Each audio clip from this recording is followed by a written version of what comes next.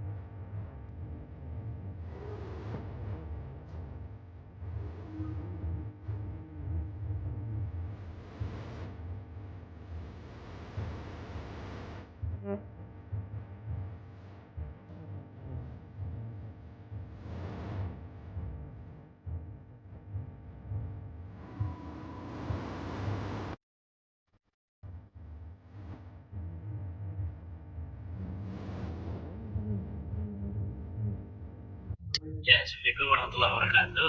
Saya sudah bilang Idrus Romli itu pangkatnya pembaca. Dia mengatakan bahwa Ibnu Hajar katanya lebih meninggikan pangkat daripada Sayyid yang bodoh, daripada orang alim, daripada kiai yang pinter itu. Katanya itu pendapat Ibnu Hajar. Saya katakan Ustadz Idrus Romli itu adalah pembaca. Karena tidak ada Ibnu Hajar Al-Haytami berbicara bahwa yang namanya Sayyid yang bodoh lebih tinggi daripada kiai yang alim. Coba perhatikan dari videonya Ustadz Idrus Romli itu. Dia mendapatkannya dari kitab Al-Manhajus Sawi, karya Habib Zain bin Smith, karya Ba'alawi. Saya sudah katakan, Kiai, kalau karya Ba'alawi hati-hati kalau baca. Kalau dia mengutip nama ulama, misalnya Ibnu Hajar kayak tadi, itu harus diverifikasi di kitab Ibnu Hajar. Tidak ada dalam Fatawi Ibnu Hajar mengatakan bahwa seorang sayyid yang bodoh lebih tinggi daripada orang alim. Tidak ada. Ustadz Idrus Romli itu pembaca yang baik, tapi dia tidak naik level kepada pangkat peneliti.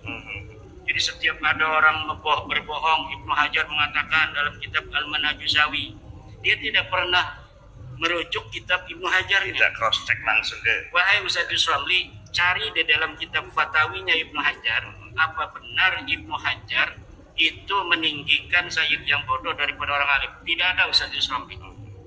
Satu lagi tadi yang dikutip oleh Ustadz Idrus Romli itu katanya As-Sindi Al-Madani berpendapat yang sama. As-Sindi Al-Madani, lihat di dalam kitabnya Hasiyah yang dikarang oleh As-Sindi Al-Madani, Hasiyah Bukhari, Hasiyah Muslim, Hasiyah Turmudi. Apakah ada pendapat As-Sindi Al-Madani menyatakan bahwa seorang sayyid yang bodoh lebih tinggi daripada daripada orang alim? Tidak ada. Itu hanya ada di dalam kitab Ba'alawi. Tadi Ustadz Idrus Romli juga mengutipnya dari Zain bin Smith itu. Katanya ada di dalam kitab Al-Manhajus Sawi. Ibnu Hajar mengatakan, As-Sindi Al-Madani mengatakan, tidak ada cross check dan verifikasi di dalam kitab Ibnu Hajar. Apakah betul Ibnu Hajar mengatakan bahwa seorang sayyid yang bodoh itu lebih mulia daripada orang alim? Tidak ada. Coba As-Sindi Al-Madani, betul tidak? Seperti yang dikutip oleh Zain bin Smith itu dalam kitabnya Al-Manhajus Sawi, As-Sindi Al-Madani mengatakan seperti itu. Tidak ada, itu kutipan bohong, itu kutipan palsu, Kiai. Jadi Ustadz Idrus Romli, apabila baca kitab nanti tolong agar tidak memberikan kesesatan kepada umat. Kalau ada kitab Ba'alawi dibaca, kemudian ada kutipan ulama-ulama besar, verifikasi di kitab ulama besarnya itu. Kalaulah ada yang mengatakan bahwa seorang sayyid yang bodoh itu lebih tinggi dari ulama di dunia ini, itu hanya ada di kitab-kitab Ba'alawi. Syekh Nawawi Al-Bantani tidak ada. Orang yang bukan dari sayyid, dia alim, itu lebih mulia 60 derajat. Lihat dalam Hasiyah Al-Bujairimi juga demikian. Kitab-kitab ulama-ulama yang lain demikian. Hanya ada dalam kitab-kitab Ba'alawi yang mengatakan sayyid itu lebih mulia, sayyid yang bodoh lebih mulia daripada orang alim. Itu ada di dalam kitab-kitab Ba'alawi saja. Tidak ada di dalam kitab-kitab ulama yang mu'tabarin. Poin yang pertama, beliau mengatakan kenapa memberikan judul di situ ada kalimat dungu. Nah, saya rasa orang yang sedang berdiskusi atau berdebat di dalam satu disiplin keilmuan, dalam hal ini disiplin ilmu nasab, itu tidak pantas mengatakan lawan debatnya atau lawan diskusinya dengan kalimat dungu. Kenapa? Karena hal itu menunjukkan bahwasannya dirinya ta'assub, dirinya fanatik buta terhadap orang yang terhadap orang yang dibelanya. Artinya tidak ada keadilan di dalam dirinya di dalam menyikapi polemik nasab ini. Harusnya orang itu bersikap adil ketika mau mengomentari masalah ini. Karena masalah ini tidak berkaitan langsung dengan Kiai Idrus Romli. Karena Kiai Idrus Romli ini nasabnya bukan ke Ba'alawi. Jadi permasalahannya bukan dia. Nah, justru harusnya dia itu kalau mau mengomentari polemik nasab ini harus ada tengah, tidak condong kanan, tidak condong kiri. Gitu. Itu yang pertama, ketidakpantasan dia menggunakan kalimat dulu. Dan secara etika, moral, akhlak sebagai orang timur juga tidak pantas mengatakan lawan bicaranya atau lawan diskusinya atau lawan debatnya itu dengan kalimat-kalimat dulu atau yang sejenisnya. Yang intinya kalimat merendahkan atau menghinakan. Kemudian yang kedua, apakah benar kedunguan itu hanya ada kepada Kiai Iman? Atau malah sebaliknya kalimat itu? Bukan saya menuduh, tidak. Saya meyakini beliau bukan orang dungu. Beliau orang alim. Dan itu sudah terbukti gitu loh, dari beberapa rekam jejak beliau. Hanya saja ada beberapa sifat yang kurang baik. Artinya kurang baik itu yang tidak pantas beliau tonjolkan selaku seorang tokoh gitu. Jadi begini, beliau kemudian mengutip sebuah hadis gitu loh. Bahwasanya hadis tersebut menyatakan di mana ada seorang Arabi yang kemudian melapor kepada Kanjeng Nabi bahwasanya istrinya itu melahirkan anak sementara kulitnya berwarna hitam. Sedangkan si Arabi dengan istrinya ini berkulit putih. Jadi si Arabi ini tidak yakin kalau itu adalah darah dagingnya. Nah, kemudian singkat cerita, Nabi bertanya, apa kamu punya unta? Punya, Nabi. Apa warna untamu? Kemerah-merahan. Apakah ada di antara unta-untamu itu yang kecoklat-coklatan warnanya? Ada, Nabi. Loh, terus dari mana unta itu? Wong yang lain rata-rata merah-merah warnanya, kok ini ada coklat sendirian gitu. Ya mungkin itu faktor keturunan.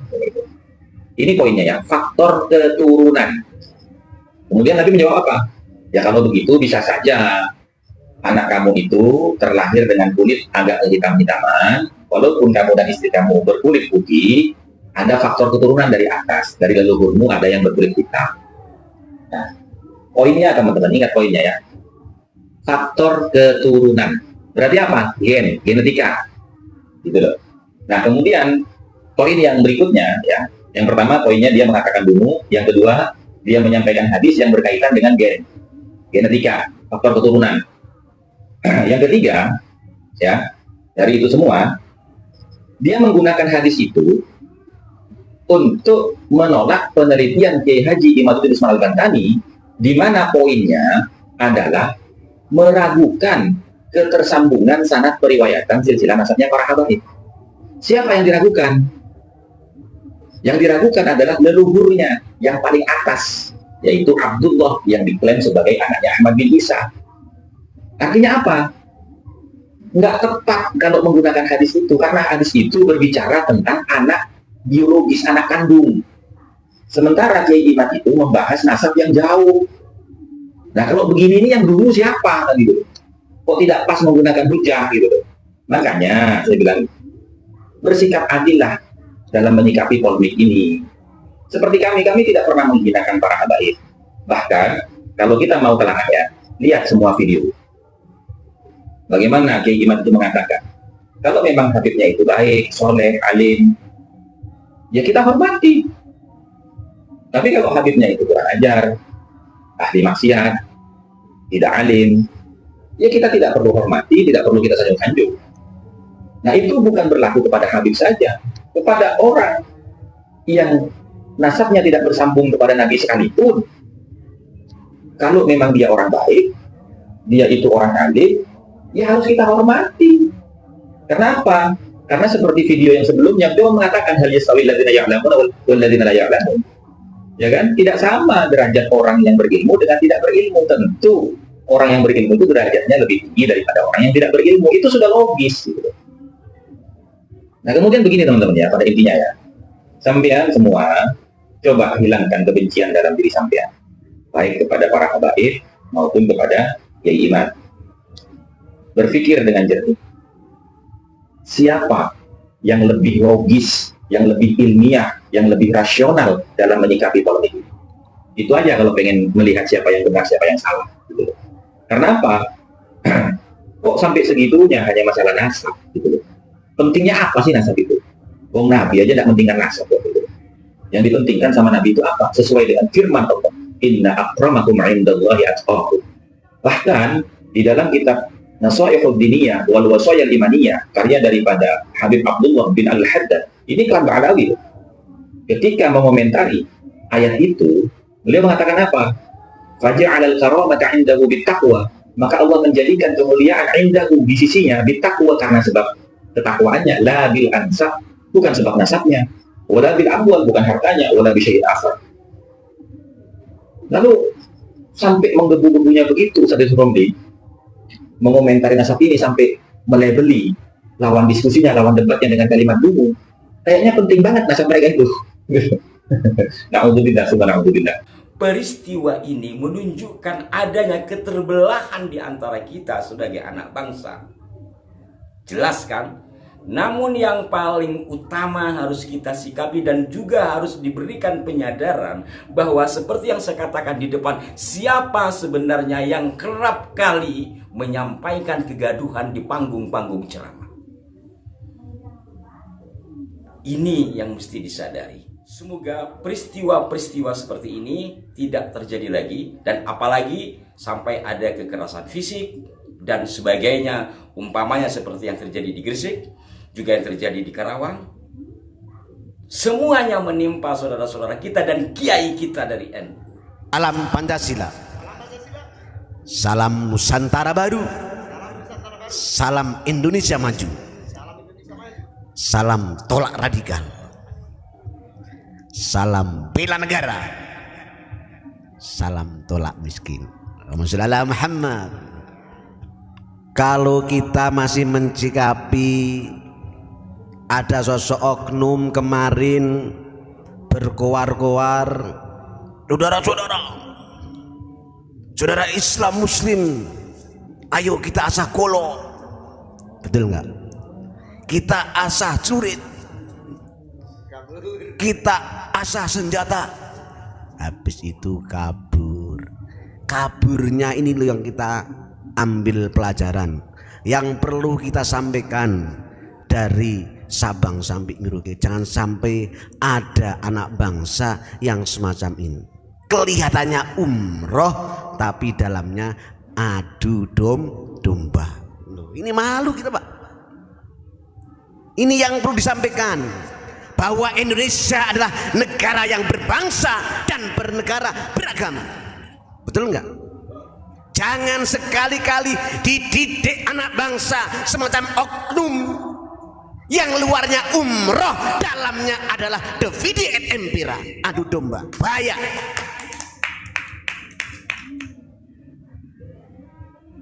Medsos-medsos dipenuhi sok jagoan, sok yang punya, sok yang pemberani. Ini kita sadar, walaupun saudara kita memahami itu adalah hanya lelucon, bahan ketertawaan belaka, tapi perlu kita sampaikan. Karena apa? Ma min nabiyyin illa wa hajja. Gak ada ceritanya sosok nabi-nabinya Allah kecuali pernah berhaji, ibadah, tawaf keliling Baitullah. Sekarang dikotori ajaran Nabi para Rasul. Berangkat umroh tapi dalamnya dividi et impera. Begitu teganya mengacak-acak Baitullah Makkah, betul enggak? Dikotorin oleh jejak-jejak. Naudzubillah min dzalik. Kita doakan sebenarnya, kita ini kalau mau sepakat, KBRI yang ada di Saudi tangkap, betul enggak? Dia bukan umroh tapi pelarian sifat-sifat kemunafikannya dia, sok jago, betul nggak? Alhamdulillah Pak, Allah selalu ngasih bimbingan hidayah. Saya kemarin kan ngantarin saudara-saudara yang umroh di Juanda. Saya bersyukur, alhamdulillah, rombongan umroh yang bersama beliau Yai Ubed Gus Ubed Langitan. Alhamdulillah, gimana Pak? tidak seperti sosok oknum yang sok berkuar saya umroh dulu, tapi ternyata dari sana mantau adu domba. Nah, ini yang kurang ajar. Naudzubillah min dzalik. Ayo pantau saudaraku, jangan sampai Baitullah umroh dibuat kedok. Naudzubillah min dzalik. Ini saya lihat Pak, saya ngamati nggak ada yang membahas umrohnya dia ini ya. Nah, ini yang perlu kita bahas. Kalau kita negara yang beragama, itu adalah titik poin yang harus kita berantas bersama-sama. Kita doakan presiden kita yang ke-8 betul-betul membawa kemakmuran rakyat dari Sabang sampai Merauke. Kalau kita mengenal IKN Pak Imron, kenapa beliau bersama staf DPR MPR berani melangkah baru IKN, betul nggak? Ibu kota negara Nusantara. Itu apa? Sebenarnya menggigis, malu. Jangan sampai ada inferior, anak-anak bangsa yang tidak punya nyali. Jangan sampai anak bangsa yang tidak punya harga diri. Ini terpaksa beliau Bapak Jokowi oper alih IKN. Itu adalah jawaban yang tepat sesuai misi Presiden RI yang pertama dan kedua, sesuai harapan Bapak Soekarno dan Bapak Soeharto. Karena apa? Karena bangunan-bangunan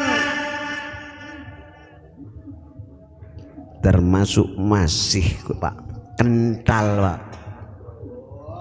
Istana Pak, istana itu yang dibangun coba Belanda. Ini anak bangsa harus tahu bahwa presiden sampai bawah menyatakan harus bersih. Bersih apanya? Otaknya, bahasanya kalau kesupat, mindsetnya harus berubah anak bangsa. Mohon maaf kalau Muhyiddin masih mencintai habaib yang jelas estafet Belanda, goblok. Tidak bisa membaca kenapa ada IKN. Harus bersih. Mindset kita betul-betul Indonesia ya'lu wa la yu'la alaih. Indonesia punya harga diri. Indonesia harus tertinggi, teratas, dan tidak boleh teratasi. Tidak bisa didikte oleh siapapun. Nah, ini yang perlu kita sampaikan. Kalau masih mereka oknum yang belum bisa menyadari bahwa nasabnya palsu, masih ales ini dan itu, berarti dia masih estafet dengan gigih melanjutkan Belanda penjajah. Bahaya. Ini anak bangsa harus kasih paham. Bahaya. Indonesia tidak goblok.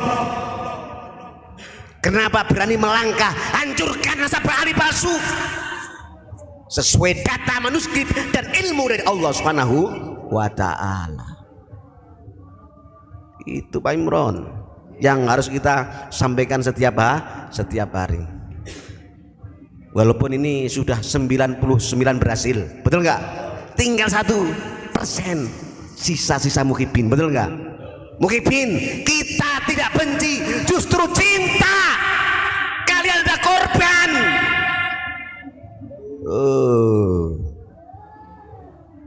Ini alhamdulillah masih ada itu nyusup itu. Abu Yamamfurun kemana? Jangan sedikit-sedikit ngutik Abu Yamamfurun ya. Beliau masih belusukan spiritual Pancasila. Nggak ada kiai zaman sekarang, betul nggak? Luar biasa. Kita doakan Abu Yata panjang umur, sehat walafiat, kebutuhannya beliau, santri beliau, jamaah beliau dicukupi oleh Allah Subhanahu wa taala. Cukup Pak Imron ya. Terakhir, mudah-mudahan wiridannya Bapak Prabowo presiden yang ke-8 adalah verboden, verhonden and inlander. Itu kita pegang. Jangan sampai ada kasta di tengah-tengah Nusantara. Tetap akhlak baginda Rasul yang kita pegang. Bhinneka Tunggal Ika. Cukup. Salam semangat buat anak bangsa. Wal af minkum. Wassalamualaikum warahmatullahi wabarakatuh. Muliakan, saya akan berbicara tentang nasab alawi yang saya telah simpulkan sebagai nasab yang mardudun batilun ghairu sahihin munqati'un. Nasab yang batal, nasab yang tidak sahih, nasab yang munqati'. Berlandaskan apa saya menyatakan bahwa nasab alawi adalah nasab yang batil, nasab yang mardud, nasab yang tidak sahih, nasab yang munqati'. Paling tidak tadi saya telah coret-coret ada 15 poin yang akan saya sampaikan terkait dengan batalnya nasab alawi pada kesempatan yang berbahagia ini. Pertama, nasab alawi terputus karena Ubaidillah tidak terbukti sebagai anak Ahmad berdasar kitab-kitab yang sezaman. Tidak ada kitab-kitab yang sejaman yang menyatakan bahwa Ubaidillah ini adalah sebagai anak daripada Ahmad bin Isa. Ahmad bin Isa wafat pada 345 Hijriah. Kitab-kitab nasab yang banyak ditulis ketika itu abad ke-4, ke-5, ke-6, ke-7, ke-8 dan ke-9 tidak mencatat nama Ubaidillah merupakan anak daripada Ahmad. Ahmad bin Isa tidak terbukti hijrah ke Yaman berdasarkan kitab-kitab abad ke-5 sampai abad ke-9.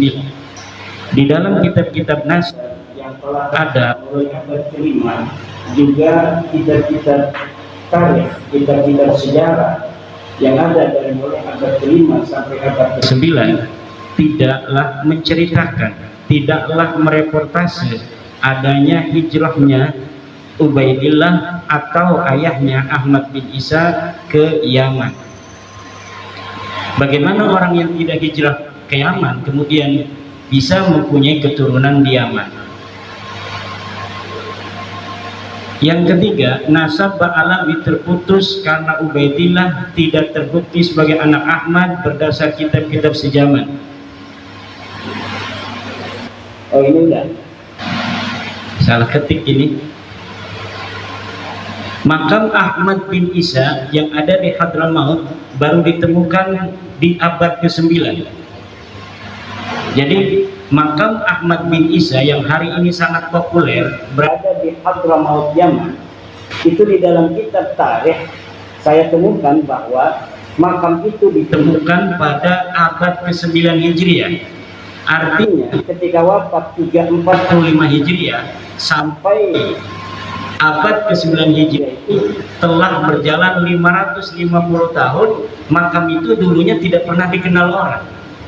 Ketika nasab alawi dikonstruksikan pada abad ke-9, bersamaan dengan itu pula lah makam-makam yang berkait dengan nasab itu kemudian perlu untuk dibangun untuk menjadi kekuatan klaim bahwa klaimnya nasab itu ada nama-nama tertentu sampai tersambungnya nasab mereka dengan Ahmad bin Isa, maka kekosongan nama-nama yang juga di dalamnya ada kekosongan makam-makam ini perlulah dibangun makam-makamnya itu sebagai bukti saksi buat masa-masa yang akan datang. Makam-makam palsu yang hari ini dibangun oleh seseorang yang diurut sebagai leluhur-leluhurnya adalah merupakan kejadian ulang daripada kejadian-kejadian masa lalu dari leluhur dia yang juga sama melakukan hal yang serupa, yaitu membangun makam baru yang sebelumnya tidak ada untuk yakini oleh orang lain bahwa itu adalah makam leluhurnya. Bagaimana pengurutan nasabnya ini sampai Ahmad bin Isa ada, dibuktikan dengan makam yang kemudian dibangun, diberikan tanggal, diberikan titi mangsa sesuai dengan titi mangsa orang-orang yang diklaim ada pada abad itu, padahal orang-orang itu pun tidak ada, sebagaimana makam itu pun dulunya tidak ada. Kemudian batu nisan Muhammad Shahid Mirbat yang ada di Mirbat telah terbukti dibuat pada abad ke-9 atau 10 Hijriah. Sebagaimana kita ketahui dari pemaparan tulisan saya bahwa dari nama-nama Ba'alawi ke atas bukan hanya Ubaidillah yang tidak ada, tapi Muhammad, Ubaidillah punya anak namanya Ali, Ali punya anak namanya Muhammad, Muhammad punya anak namanya Ali, Ali punya anak namanya Ali, Ali punya anak namanya Muhammad Shahid Mirbat. Ini semuanya adalah orang yang tidak terreportase oleh sejarah apapun, baik di dalam kitab nasab maupun dalam kitab sejarah.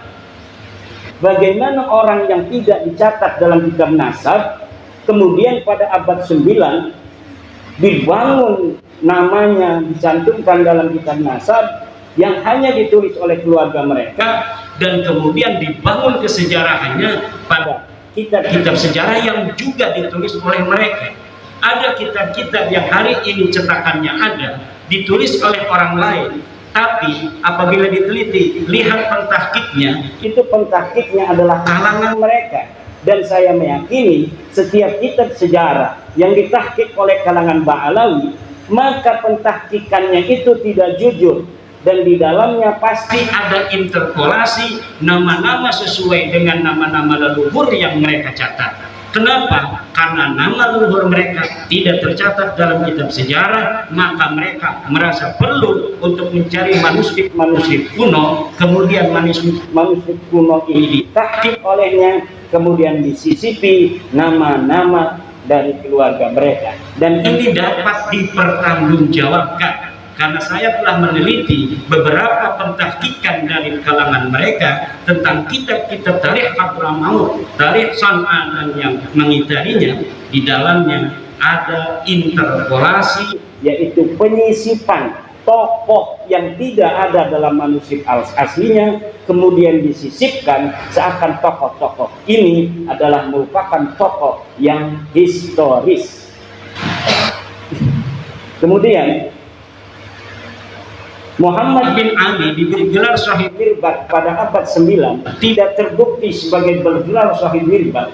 Menurut Ibnul Athir abad ke-7, yang bergelar Shahid Mirbat adalah Muhammad Al-Manjawi, raja di Mirbat.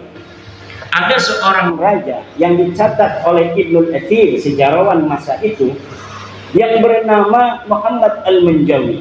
Muhammad Al-Manjawi ini diberi gelar oleh Ibnu Khaldun, oleh Ibnul Athir sebagai Shahid Mirbat. Itu pada abad ke-7. Kemudian Ali As-Sakran pada abad ke-9 menulis sejarah leluhurnya, kalangan Ba'alawi ini, menyematkan nama untuk salah satu nama yang dibarukan itu, yaitu Muhammad bin Ali, disebagaikan atau dialiaskan sebagai Muhammad Shahid Mirbat. Tadinya tidak ada gelar Muhammad Shahid Mirbat untuk leluhur mereka, tetapi karena ada pencatatan dari mereka bahwa Muhammad bin Ali ini pernah ke Mirbat, maka diberi gelarlah leluhurnya ini yang bernama Muhammad bin Ali dengan Muhammad Shahid Mirbat. Saya telah membaca kitab-kitab yang berkaitan dengan sejarah Mirbat dan sejarah Ghifar, serta ulama-ulama yang hidup pada sejaman dengan Muhammad bin Ali dalam tanda kutip Shahid Mirbat ini, sama sekali tidak ada yang mencatat di samping kanan dan kirinya seorang ulama bernama Muhammad bin Ali yang digelari kemudian pada abad 9 dengan Shahid Mirbat dari kalangan Ba'alawi. Orang ini bukan hanya tidak bergelar Shahid Mirbat, tetapi juga kehistorisannya sangat dipertanyakan. Bahkan saya berani mengatakan itu adalah fiktif. Orang ini fiktif, tidak ada di Diva, tidak ada di Hadramawt, bahkan mungkin tidak ada di dunia acak. Seorang yang bernama Muhammad bin Ali. Lalu bagaimana mereka punya leluhur? Ya jelas mereka punya leluhur. Lalu leluhurnya siapa? Ya saya tidak tahu. Apakah namanya Muhammad bin Ali? Ya bisa jadi, tapi yang jelas bukan Muhammad bin Ali yang hari ini kita kenal kesejarahannya sedemikian itu. Lalu bagaimana kok bisa begitu banyak kitab-kitab yang mencatat kesejarahannya hari ini? Bisa ratusan kitab tentang Sohib Mirbat. Bahkan orang Mirbat sendiri hari ini, sejarawan Mirbat, lihat apabila mereka menceritakan tentang Sohib Mirbat, mereka belum sadar kalau mereka mencatat nama seorang yang tidak ada pada zamannya. Hebatnya ini Muhammad Sohib Mirbat. Dan saya kalau dipertemukan dengan sejarawan Mirbat, sejarawan Divar, saya yakin orang Divar dan orang Mirbat sejarawannya itu akan langsung sadar kalau sudah bertemu dengan saya. Apabila saya berikan algoritma dari sosok Sohib Mirbat ini, sejarawan Divar, sejarawan Mirbat, sejarawan Hadramawt akan langsung sadar bahwa ada masalah dalam kesejarahan, terutama kesejarahan nasab daripada sadat-sadat mereka ini, terutama yang berkaitan dengan klaim glorifikasi dari keluarga Ba'ali dalam ilmu pengetahuan, dalam tasawuf, dan dalam peran-peran kesejarahannya di masa itu yang berkaitan dengan politik, sosial, dan sebagainya.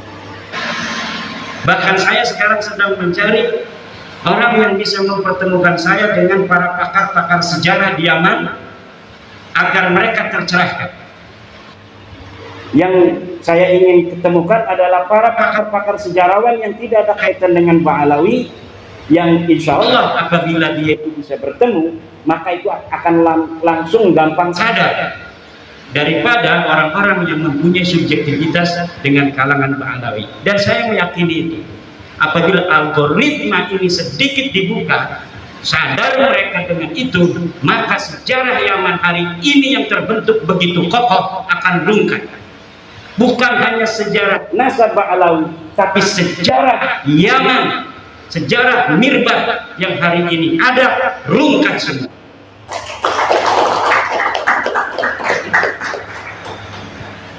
Kemudian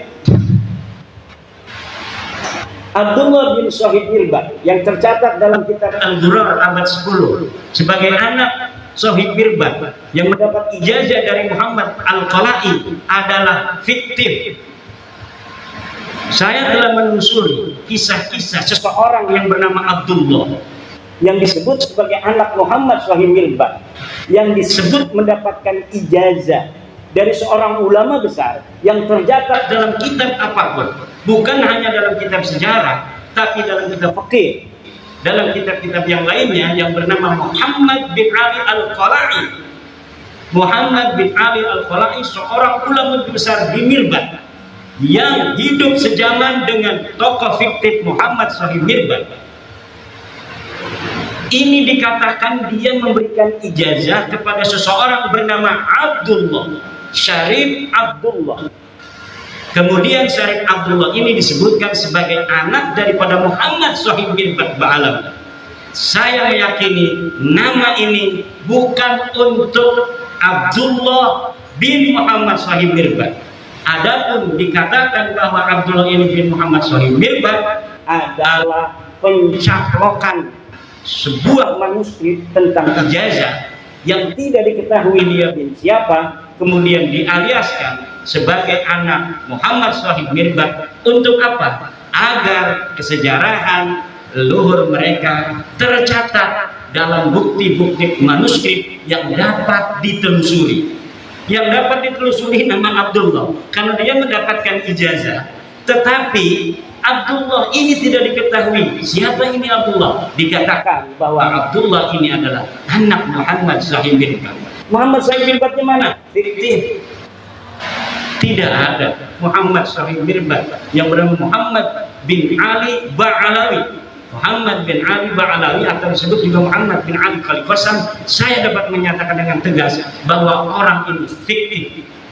Tidak ada ulama tarikh yang menulis kesejarahan tokoh ini. Tidak ada ulama nasab yang mu'tamadah, yang bisa dipegang keulamaannya dalam ilmu nasab, yang mencatat seseorang bernama Muhammad bin Ali yang hidup sezaman dengan Muhammad bin Ali Al-Qala'i. Kemudian, jadi yang terdapat dalam kitab As-Suluk tidak terbukti sebagai saudara dari Alwi. Jadi ada kitab sejarah yang kitab sejarah ini adalah mu'tamadah yang bisa dijadikan pegangan untuk sejarah Yaman. Disebutkan ada seorang bernama Jadid yang disebut seorang syarif. Lalu keluarga Ba'alawi pada abad 9 mengatakan bahwa Jadid ini adalah saudara dari luhur mereka yang bernama Alwi. Dengan demikian, kekosongan kesejarahan mereka dalam kitab-kitab tarikh itu mudah-mudahan menurut mereka bisa terpenuhi dengan adanya nama Jadid yang dicatat dalam kitab As-Suluk. Bagaimana caranya? Dengan mengakui Jadid ini sebagai saudara dari luhur mereka yang bernama Alwi. Dan ini pun nanti akan terjadi pada seorang ulama bernama Salim bin Basri, yang kemudian Salim bin Basri ini yang tercatat dalam kitab-kitab sejarah itu diambil namanya, dialiaskan bapaknya yang bernama Basri sebagai saudara daripada Alwi. Jadi dari sini ngambil supaya kuat. Ternyata yang diambil ini polanya sama. Setelah diambil namanya sebagai bagian dari keluarga mereka, lihat hari ini dalam kitab Syamsul Dhahirah, orang-orang yang tercatat dalam sejarah ini diingkiratkan, dikatakan bahwa mereka tidak mempunyai keturunan. Nama Abdullah bin Sa'id Mirbad inqarada, tidak punya keturunan. Lihat Jadid inqarada fi al-qarnis fi akhir qarnis sitti, dia ingkirat di akhir abad 6. Kemudian lihat Salim bin Basri, demikian pula dikatakan bahwa keturunannya ingkirat pada akhir abad ke-6. Semua orang-orang yang ada di dalam buku-buku tarikh, dalam buku-buku sejarah yang diambil nilai-nilai sejarahnya, kemudian sosok keturunannya dikatakan tidak ada. Sementara orang-orang yang sama sekali tidak dicatat dalam sejarah seperti Muhammad Sahib Mirbad itu kemudian berketurunan sampai hari ini.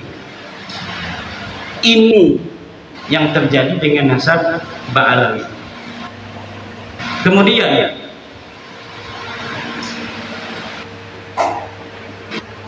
kitab Tarikh Sambal, ada sebuah kitab namanya kitab Tarikh Sambal pada abad ke-10. Ini mencatat nama Faqih Muqaddam.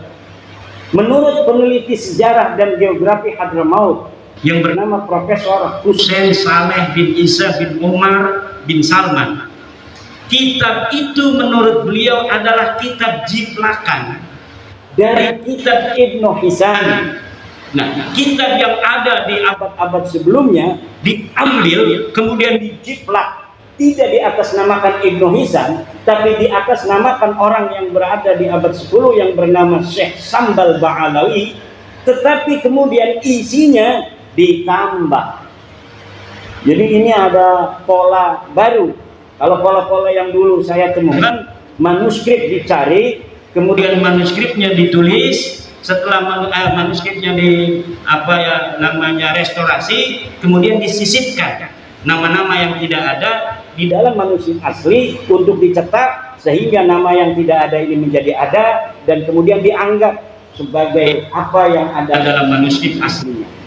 Nah, tetapi yang baru ini yaitu kitab Tarikh Sambal, manuskrip Ibnu Hisan, Tarikh Ibnu Hisan ditemukan, tapi tidak ditahqiq, malah kemudian diambil beberapa lembar, kemudian disusun sedemikian rupa seakan-akan ini adalah karyanya, dimasukkan nama-nama Ba'alawi, kemudian diberikan nama atau pengarang Syekh Sambal.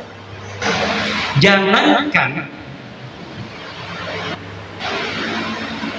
apa namanya itu kitab ini ada pada masanya, tokoh Syekh Sambalnya aja ada yang melakukan, dia betul-betul pernah ada. Jadi yang disebut Syekh Sambal dari keturunan Ahmad bin Isa ini, para tokoh sejarawan di Yaman itu ada yang tidak percaya kalau Syekh Sambal ini pernah ada pada abad 10. Lalu dari mana pentahqiq Abdullah Muhammad Al-Habsyi bisa menyatakan itu? Wallahu a'lam bishawab. Yang bertanggung jawab adalah Abdullah Muhammad Al-Habsyi. Dia menyatakan dia menemukan manuskrip atas nama Syekh Sambal. Kemudian dia mencetaknya. Ternyata setelah diteliti oleh pakar sejarah, ini kitab bukan milik Syekh Sambal, tapi sebagian diambil dari kitab Ibnu Hisam, kemudian ditaruhin nama Syekh Sambal yang disebutkan sebagai keturunan dari Ba'alawi. Jadi ini sangat luar biasa sekali. Polanya pola beda lagi, pola baru, modus baru. Kemudian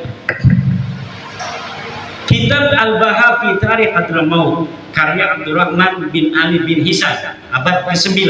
Nah ini yang diciplak ini kitab ini. Kitab yang tadi saya sebutkan Tarikh Syekh Sambal itu adalah ciplakan dari Ibnu Hisam. Ibnu Hisam ini menulis sebuah kitab namanya Al-Baha fi Tarikh Hadramaut. Pengarangnya namanya Abdurrahman bin Ali bin Hisam, wafat 818 Hijriah. Kitab ini pun ditahqiq oleh orang yang sama, yaitu Abdullah Muhammad Al-Habsyi, dan di dalamnya disisipkan nama-nama Ba'alawi. Kalau tidak percaya, silahkan. Siapa yang mau mencari manuskrip aslinya daripada Al-Baha fi Tarikh Hadramaut itu, yang di dalamnya, di dalam versi cetak hari ini kita dapatkan nama-nama Ba'alawi. Saya berani bertaruh bahwa di dalam manuskrip aslinya tidak ada nama-nama Ba'alawi yang tercatat. Jadi tidak perlu sibuk-sibuk saya untuk mencari manuskrip, karena saya telah meyakini.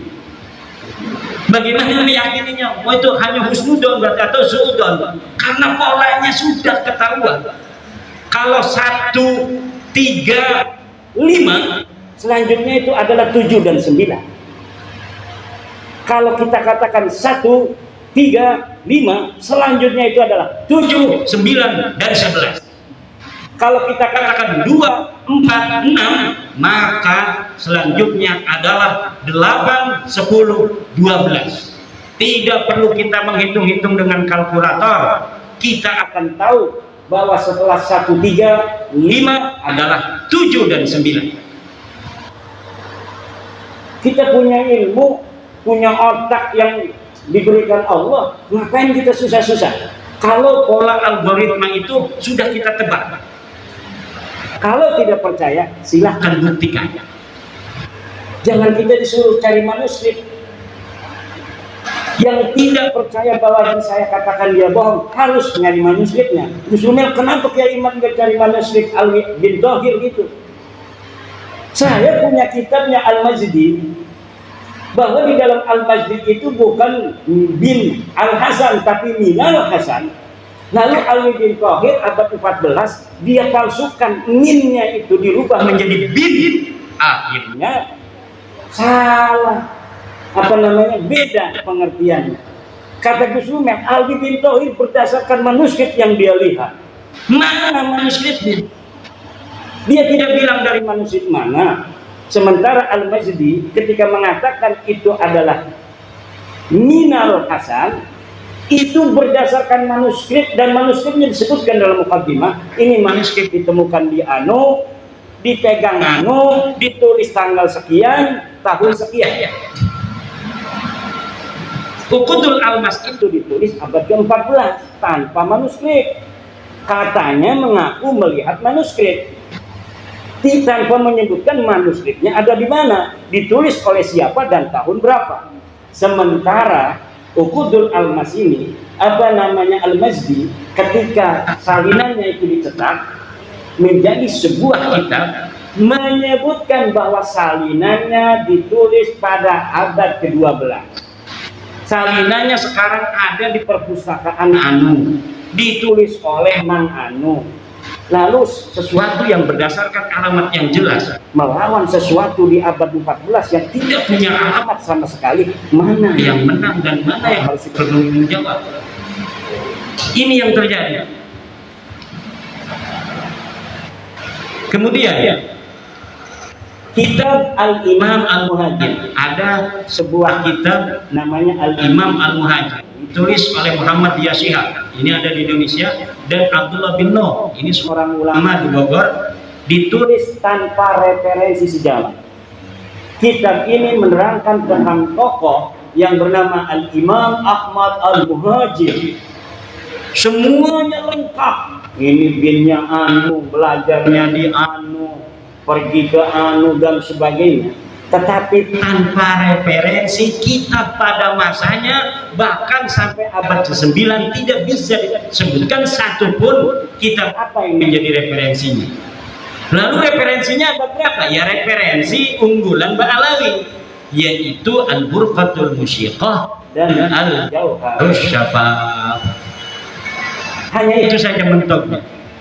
Dengan satu lagi kitab Al-Quran di abad ke-10. Kitab Al-Quran, nah ini yang tadi saya sebutkan, Ba'alawi abad 10, yang menjadi salah satu buku referensi utama nasab Ba'alawi, hanya mempunyai referensi dari abad ke-9, yaitu kitab Al-Burqah dan kitab Al-Jauharus Syafaf. Jadi abad 10 sudah nambah tuh. Tadinya abad 9 hanya ada Al-Burqah dan Al-Jauharus Syafaf. Abad 10 nambah satu namanya Al-Quran. Nanti ada lagi kitab karangan Abu Bakar Al-Idrus, ada 4. Nanti tunggu lagi. Nanti abad 11 makin banyak. Abad 12 makin banyak. Sehari ini ratusan kitab menyatakan nasab Ba'alawi dan sejarahnya. Tetapi semuanya akan mentok dan habis pada abad ke-9. Referensinya tidak akan bisa ngancong ke abad ke-8, abad ke-7, abad ke-6, abad ke-5, dan abad ke-4. Karena memang semuanya is nothing. Orang ini tidak pernah ada.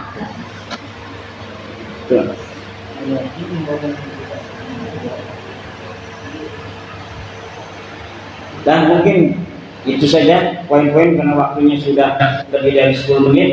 Tentang Bani Jawi sedikit. Bani Jawi ini